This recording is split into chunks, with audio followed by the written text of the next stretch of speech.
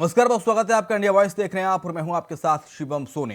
रामचरितमानस से जुड़े विवाद पर पहली बार बोले हैं मुख्यमंत्री नीतीश कुमार और शिक्षा मंत्री के विवादित बयान पर नीतीश कुमार बोले। उन्होंने कहा कि किसी भी धर्म के बारे में बयान देना, टिप्पणी करना बिल्कुल गलत है। सीएम नीतीश कुमार ने कहा। उन्होंने कहा कि ऐसी बातें सब फालतू, सभी धर्मों का सम्मान करें। नीतीश कुमार ने कहा ऐसी बातों को तूल देने की जरूरत नहीं है। ये बात नीतीश कुमार ने कही है। अरवल में समाधान यात्रा के दौरान बोले नीतीश कुमार और उन्होंने कहा कि ऐसी बातों को तूल देने की जरूरत नहीं है। ये बात नीतीश कुमार ने कही।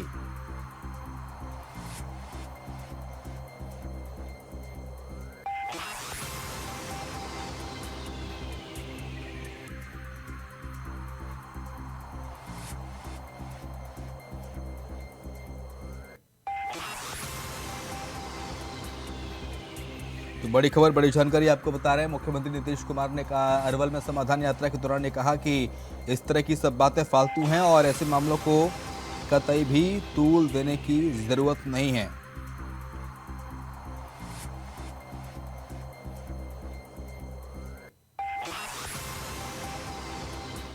और कोई विवाद नहीं करना चाहिए। और आप जानते हैं कुछ भी नहीं, आप अच्छी तरह जानते हैं कि हम लोगों का व्यू है कोई भी धर्म को मानने वाला हो उसमें किसी भी तरह तक उसमें इंटरफेरेंस नहीं करना चाहिए। वो सब लोग जिस ढंग से भी धर्म का पालन करते हैं धर्म का पालन करें, सबको इज्जत मिलनी चाहिए। इसमें किसी तरह का हस्तक्षेप नहीं करना चाहिए। जिसको जो अपना मन करे वो करे, वही पूजा करे, लेकिन इन सब चीजों पर कोई चीज नहीं करना चाहिए।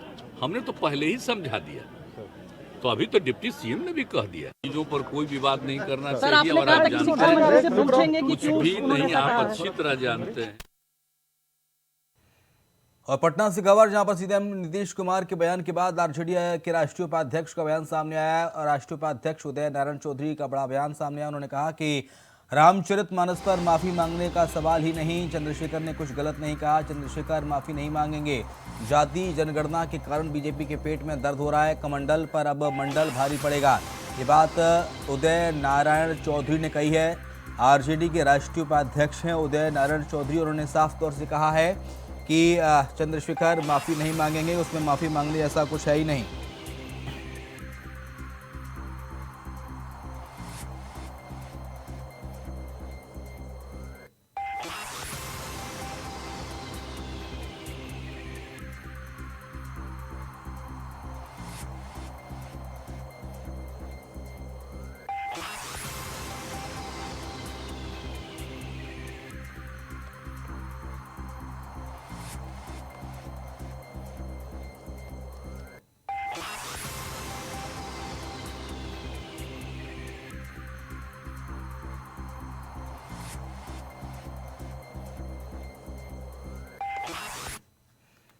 तो सीधे आपको देश की राजधानी दिल्ली ले चलते हैं, जहां पर मुख्यमंत्री अरविंद केजरीवाल विधानसभा में संबोधित कर रहे हैं। कभी इनके माँ बाप ने कॉस्ट बेनिफिट एनालिसिस करी? कितने एमपी ऐसे हैं जो खुद विदेशों में पढ़ के आए हैं? इनके कितने एमएलए ऐसे हैं जो खुद विदेशों में पढ़ के आए हैं? कभी इनके माँ बाप ने कॉस्ट बेनिफिट एनालिसिस करी? ये बच्चे हैं कैबिनेट मिनिस्टर्स के, बीजेपी वालों के बच्चे, जिनके बच्चे अभी विदेशों में पढ़ रहे हैं। मेरे को इससे कोई एतराज नहीं है। मैं किसी की शिक्षा के खिलाफ नहीं हूं।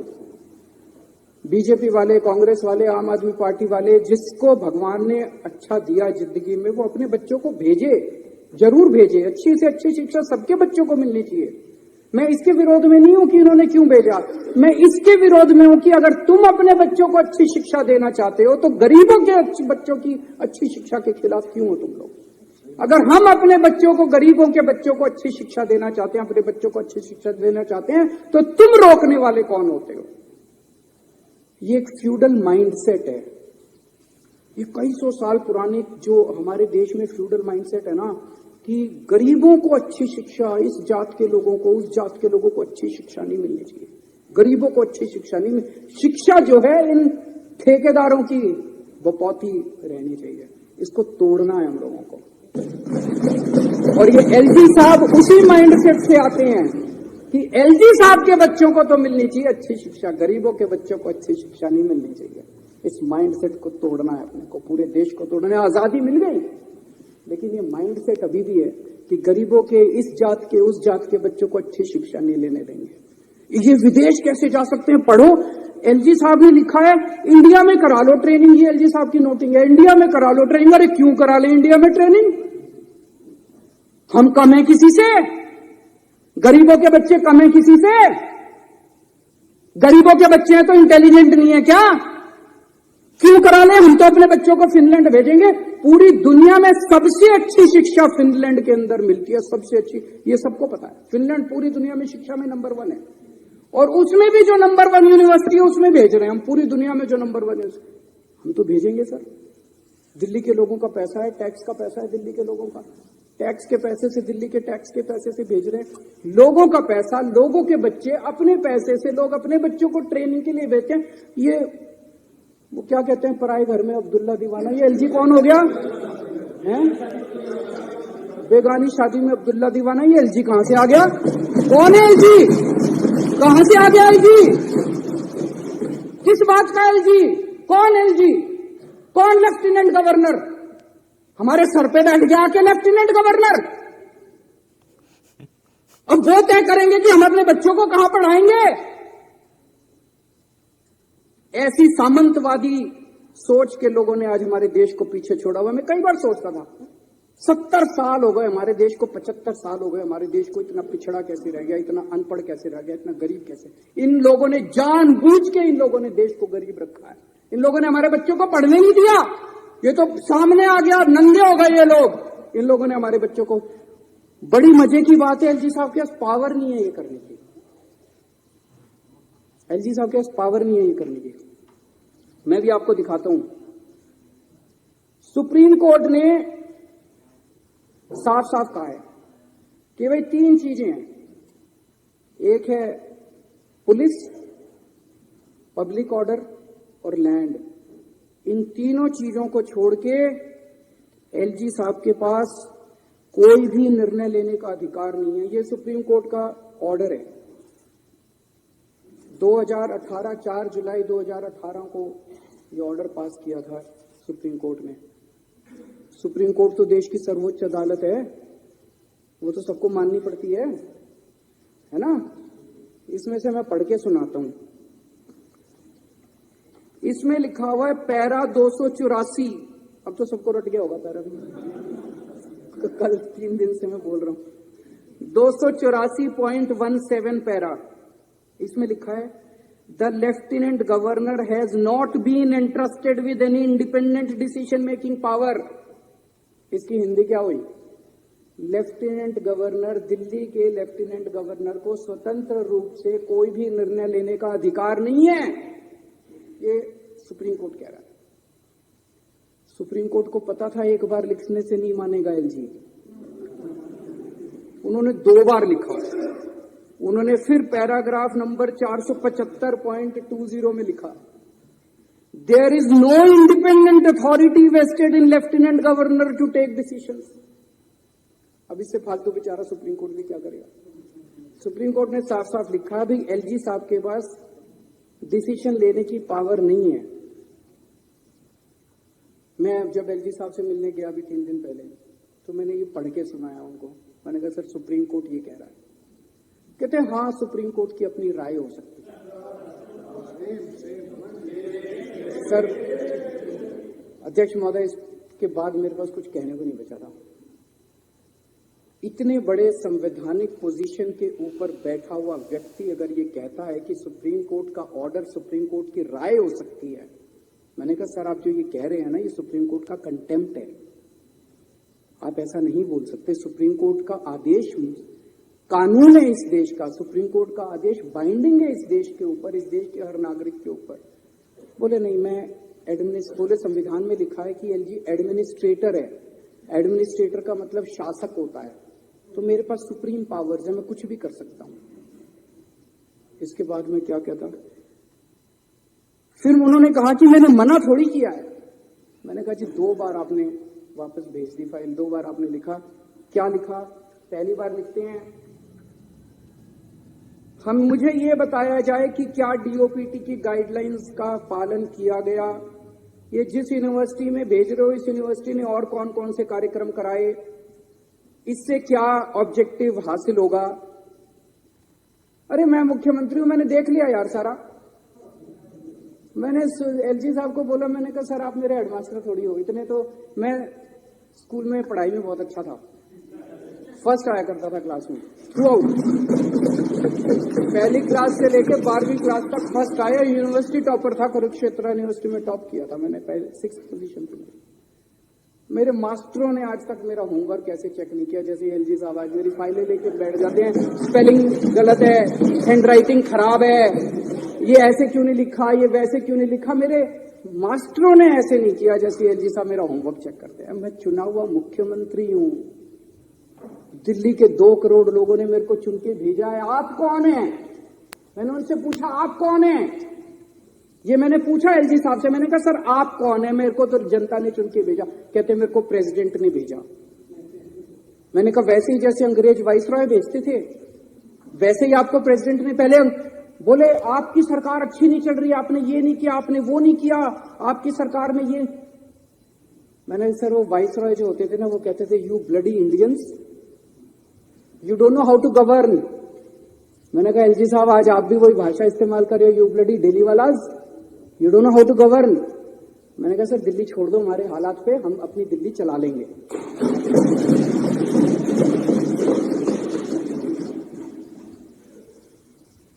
कहते हैं कॉस्ट बेनिफिट एनालिसिस कराओ। मैंने एलजी साहब से पूछा सर मेरे को वो धारा बता दो संविधान की, मैं ये सारे सर ये जो आज मैं लेके आया हूं ना, ये सब लेके गया था मैं एलजी साहब के पास, ये सारी चीजें लेके गया था। मैंने कहा सर ये आपके सामने रखी है, अब मेरे को इसमें दिखा दो आपको कॉस्ट बेनिफिट एनालिसिस ऑर्डर करने की पावर किस कानून के तहत है, कौन सा कानून सुप्रीम कोर्ट का आदेश आपको ये पावर देता है कि आप दिल्ली सरकार के किसी काम की कॉस्ट बेनिफिट। मैं कराऊंगा, मेरे को जनता ने कहा है मैं कॉस्ट बेनिफिट एनालिसिस कराऊंगा।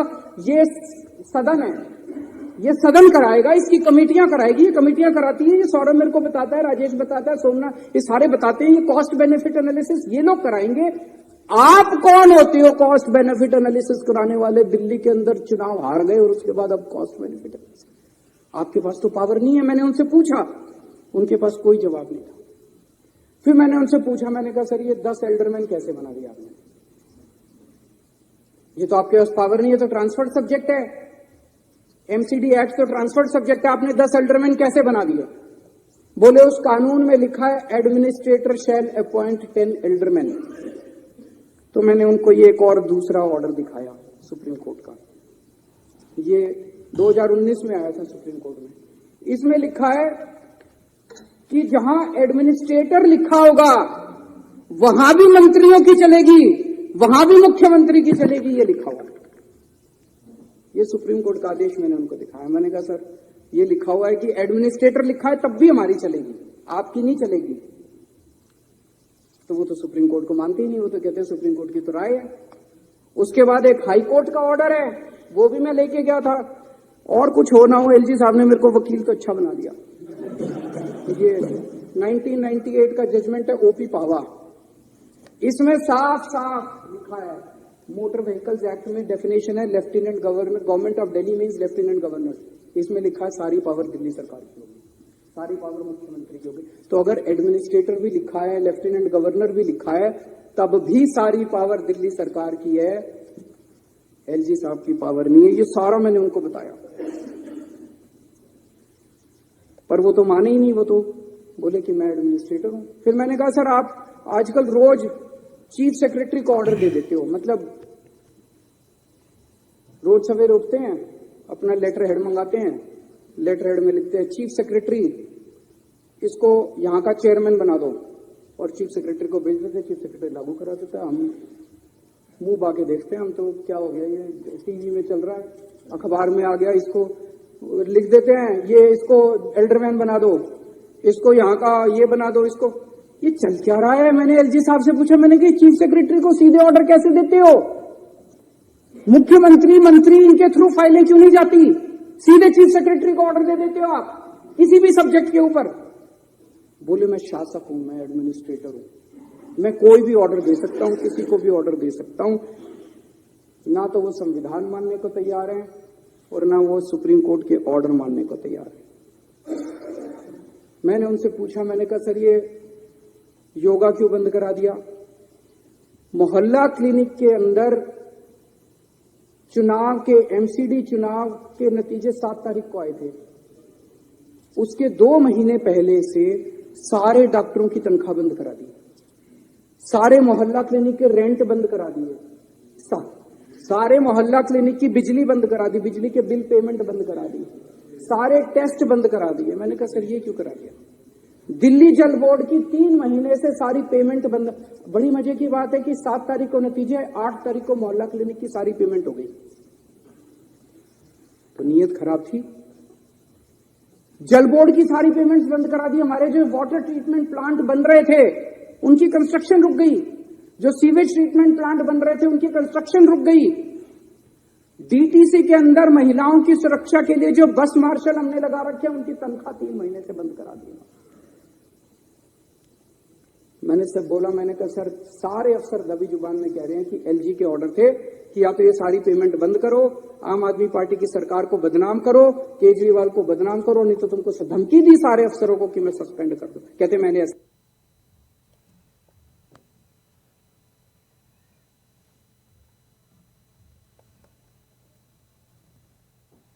नहीं किया। मैंने कहा सर अगर आपने ऐसा नहीं किया, ये तो मेरी वजह से 104 सीट आई है, तो इसका मतलब जानबूझ के सारी पेमेंटें रुकवाई थी। बोले अब देखना तुम्हारी 7 की 7 सीट लोकसभा में बीजेपी की आएंगी और अगली बार तुमको मैं चुनाव नहीं जीतने दूंगा विधानसभा का। एलजी साहब मुख्यमंत्री को खुलेआम धमकी देते हैं कि अगला विधानसभा, वो यहां पे लेफ्टिनेंट गवर्नर दिल्ली को चलाने थोड़ी आए हैं, दिल्ली को ठप करके केजरीवाल को और आम आदमी पार्टी को बदनाम करने आए। हम राजनीति करने नहीं आए सर, हम यहां राजनीति करने नहीं आए, हम लोगों की सेवा करने आए हैं।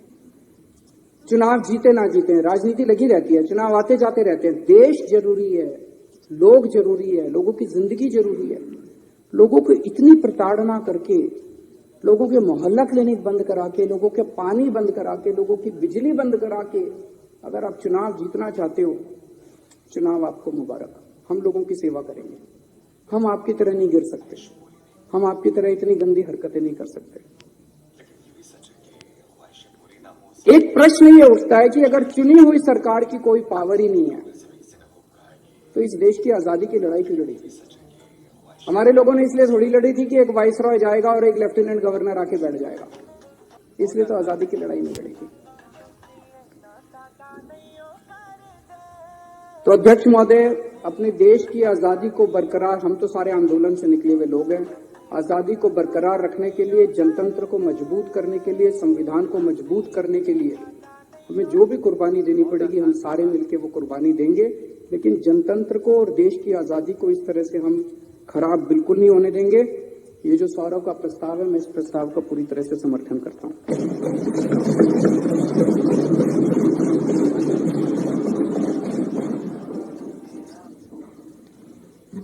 अब श्री सौरभ भारद्वाज जी माननीय सदस्य द्वारा प्रस्तुत संकल्प सदन के सामने है। जो इसके पक्ष में वे हाँ कहें, जो इसके विरोध में वो ना कहें। हाँ पक्ष जीता, हाँ पक्ष जीता। संकल्प।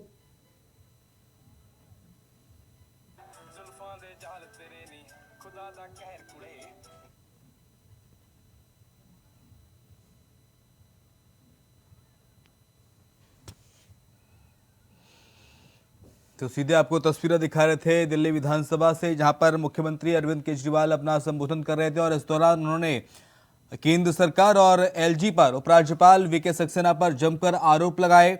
उन्होंने कहा कि एलजी हमें काम नहीं करने देते, हमें हर चीज में परेशान करते हैं, शिक्षकों को फिनलैंड नहीं नहीं भेज रहे। हम लगातार मांग कर रहे हैं कि शिक्षकों को फिनलैंड भेजा जाए। हम जनता की टैक्स से, जनता की कमाई से जनता को पढ़ाने के लिए, बच्चों को पढ़ाने के लिए फिनलैंड ट्रेनिंग के लिए शिक्षकों को भेज रहे हैं, लेकिन उपराज्यपाल जो हैं वो इस पर अड़ंगा लगा रहे हैं और शिक्षकों को, दिल्ली के टीचर्स को ट्रेनिंग के लिए फिनलैंड नहीं भेज रहे।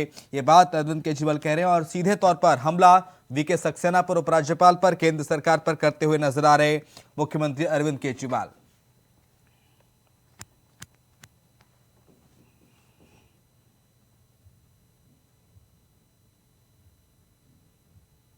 आदमी कह रहा है कि नेता हमको ठग लिया,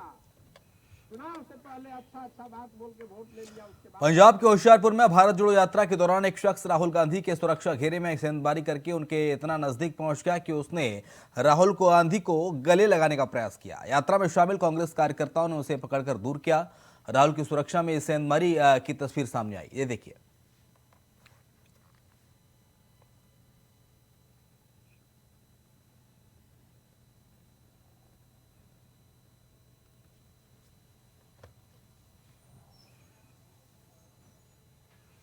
सुरक्षा घेरा तोड़ राहुल गांधी के पास पहुंचा युवक और राहुल गांधी को गले लगाने के लिए पास पहुंचा। तभी कांग्रेस के कार्यकर्ताओं ने उसे राहुल गांधी से दूर किया। तो राहुल की सुरक्षा में एक घंटे में दो बार सेंधमारी हुई आज पंजाब में। दरअसल भारत जोड़ो यात्रा में राहुल गांधी थे और इसी दौरान अचानक से एक शख्स आता है और राहुल गांधी से गले लगने का प्रयास करता है।